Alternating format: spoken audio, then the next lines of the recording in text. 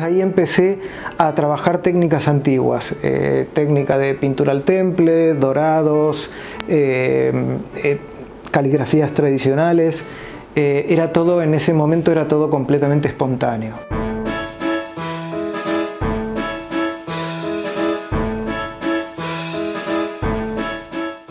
Yo creo que vino primero la caligrafía y luego el diseño.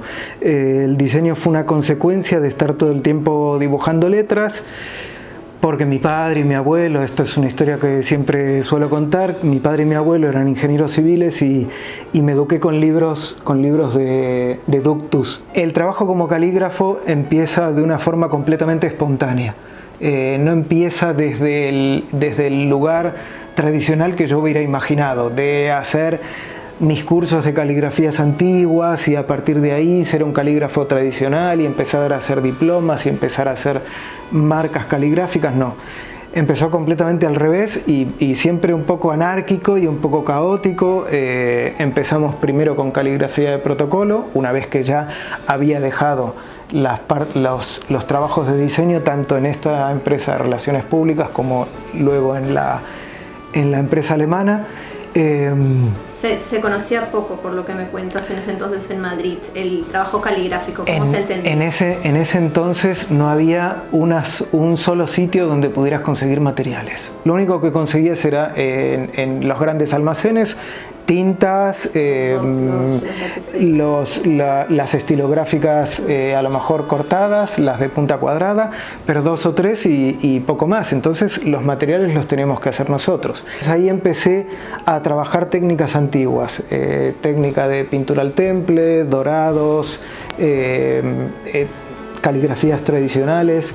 Era todo, en ese momento era todo completamente espontáneo.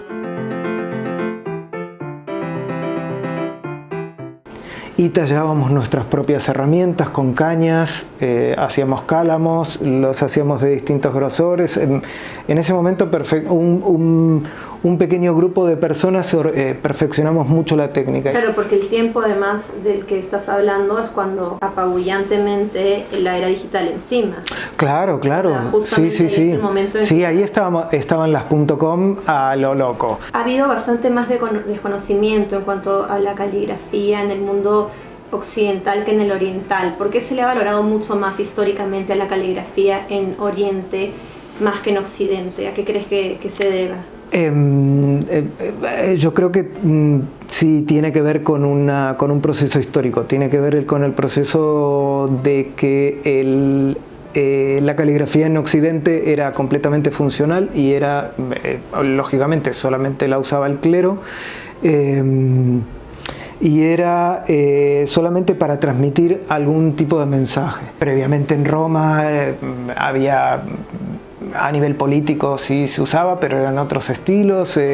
Luego de una época de oscurantismo en la Edad Media, solamente el clero es el que se apodera de la escritura.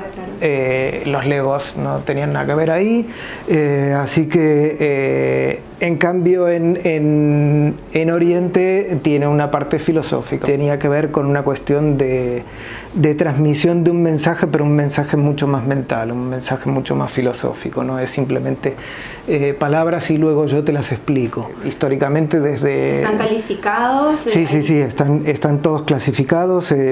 Tenemos desde las escrituras en piedra cuneiformes hasta hoy, tenemos muchísimos, desde las romanas rústicas, desde las protogóticas, visigóticas, luego viene el Renacimiento, luego en el Renacimiento las humanistas, luego viene el barroco. Siempre tiene que ver con los materiales también a los que estaban acostumbrados en ese momento. Las caligrafías más antiguas tienen que ver con la angulación y con el tipo de material con el que trabajaban. Ellos solamente se manejaban con ángulos. Después del Renacimiento y en el Barroco se trabaja por presión, porque se trabaja con pluma metálica y con pluma de expansión, la que se abre y entonces te hace el trazo modulado de fino y grueso.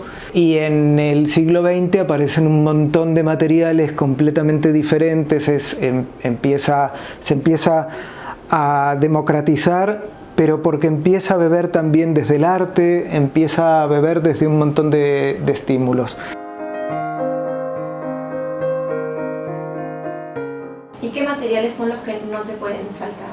Tinta. Yo en ese sentido soy sí o sí de la vieja escuela. Hay gente que está intentando convencerme de que tengo que comprarme un iPad gigante y empezar a trabajar, porque me dicen, no, porque vas a tener la misma textura que logras con el papel, la vas a tener en digital. Yo necesito que el papel me ponga cierta resistencia, necesito pelearme un poquito con alguien, o necesito frustrarme, no salió, tengo que hacerlo 15 veces más hasta que salga. Luego sí he hecho mano de lo digital, porque claro, todo en definitiva termina siendo digital. Para imprimir una camiseta vas a tener que pasar por el digital, para hacer un logotipo lo mismo. En el único lugar donde no está permitido el digital es en caligrafía de protocolo, porque es 1 a 1, o en piezas únicas, o en piezas de arte.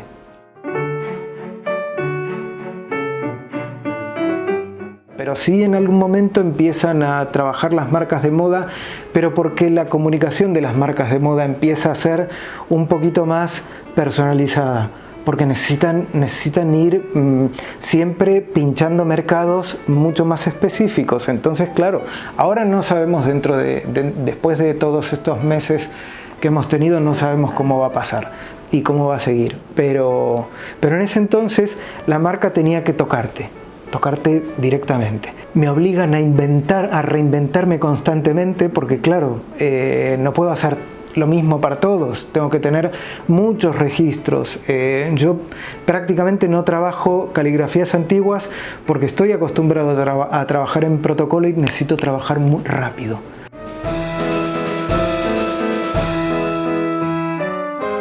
Intento beber de todos lados, pero referentes calígrafos no tengo ni quiero tener, porque rápidamente encuentro que uno empieza a copiar. Entonces ves el mismo rasgo repetido que va pasando de persona a persona, y eso no quiero que me pase. En ese sentido necesito renovarme yo constantemente. El trabajo es el que es. Yo creo que va a volver, pero va a pasar tiempo. A nivel social todavía nos va a costar mucho reencontrarnos, acercarnos. Creo que a partir de ahora se están empezando a hacer envíos privados donde ya han empezado a convocarme. Siempre va a necesitarse alguien que siga escribiendo a mano. Siempre hay un matiz humano detrás de cualquier trabajo.